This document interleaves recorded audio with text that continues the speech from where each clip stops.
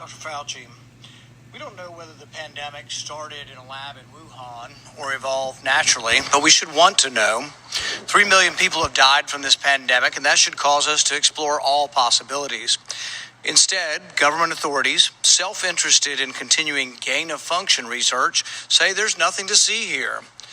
Gain-of-function research, as you know, is juicing up naturally occurring animal viruses to infect humans. To arrive at the truth, the U.S. government should admit that the Wuhan Virology Institute was experimenting to enhance the coronavirus's ability to infect humans. Juicing up superviruses is not new. Scientists in the U.S. have long known how to mutate animal viruses to infect humans. For years, Dr. Ralph Barrick, a virologist in the U.S., has been collaborating with Dr. Shi Zhengli of the Wuhan Virology Institute, sharing his discoveries about how to create superviruses. This gain-of-function research has been funded by the NIH. The collaboration between the U.S. and the Wuhan Virology Institute continues. Doctors Barrick and Shi worked together to insert bat virus spike protein into the backbone of the deadly SARS virus, and then use this man-made supervirus to infect human airway cells. Think about that for a moment. The SARS virus had a 15% mortality. We're fighting a pandemic that has about a 1% mortality. Can you imagine if a SARS virus that's been juiced up and had viral proteins added to it, to the spike protein, if that were released accidentally? Dr. Fauci, do you still support funding of the NIH funding of the lab in Wuhan?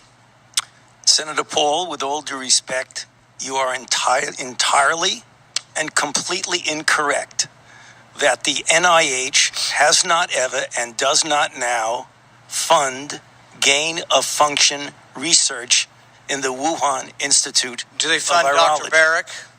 We do not fund. Do you fund Dr. Barrick's gain-of-function research? Dr. Barrett does not doing gain-of-function research, and if it is, it's according to the guidelines, and it is being conducted in North Carolina, not in China. You don't think inserting a bat virus spike protein that he got from the Wuhan Institute into the SARS virus is gain-of-function? That is You would not be in the minority because at least 200 scientists have signed a statement from the Cambridge Working Group saying that it is gain-of-function. Well, it is not. And if you look at the grant and you look at the progress reports, it is not gain-of-function, despite the fact that people tweet that.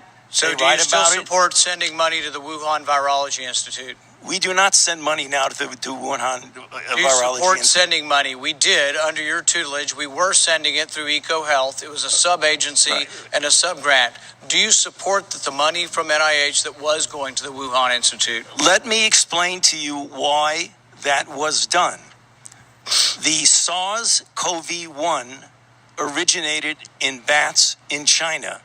It would have been irresponsible of us if we did not investigate the bat viruses and the serology to see who might have been infected. Or perhaps it would be China. irresponsible to send it to the Chinese government that we may not be able to trust with this knowledge and with this incredibly dangerous viruses. Government scientists like yourself who favor gain-of-function research. I don't favor gain-of-function research in China. You are saying things that are not correct. Government defenders of gain-of-function, such as yourself, say that COVID-19 mutations were random and not designed by man. But interestingly, the technique that Dr. Barrick developed forces mutations by serial passage through cell culture that the mutations appear to be natural. In fact, Dr. Barrick named the technique the no-see-em technique because the mutations appear naturally. Nicholas Baker in the New York Magazine said nobody would know if the virus had been fabricated in a laboratory or grown in nature. Government authorities in the U.S., including yourself, unequivocally deny that COVID-19 could have escaped a lab. But even Dr. Shi in Wuhan wasn't so sure. According to Nicholas Baker, Dr. Shi wondered, could this new virus have come from her own laboratory? She checked her records frantically and found no matches. That really took a load off my mind, she said. I had not slept for days. The director of the gain-of-function research in Wuhan couldn't sleep because she was terrified that it might be in her lab. Dr. Barrick, an advocate of gain-of-function research, admits the main problem that the Institute of Virology has is the outbreak occurred in close proximity. What are the odds? Barrick responded, could you rule out a laboratory escape? The answer in this case is probably not. Will you, in front of this group, categorically say that the COVID-19 could not have occurred through serial passage in a laboratory? I do not have any accounting of what the Chinese may have done, and I'm fully in favor of any further investigation of what went on in China. However, I will repeat again, the NIH and NIAID categorically has not funded gain-of-function research to be conducted in the Wuhan Institute of Virology. You do support it in the U.S. We have 11 labs doing it, and you have allowed it here. We have a committee to do it, but the committee has granted every exemption. You're fooling with Mother Nature here. You're allowing superviruses to be created with a 15% mortality. It's very dangerous. I think it was a huge mistake to share this with China, and it's a huge mistake to allow this to continue in the United States. And we should be very careful to investigate where this virus came from. I fully agree that you should investigate where the virus came from.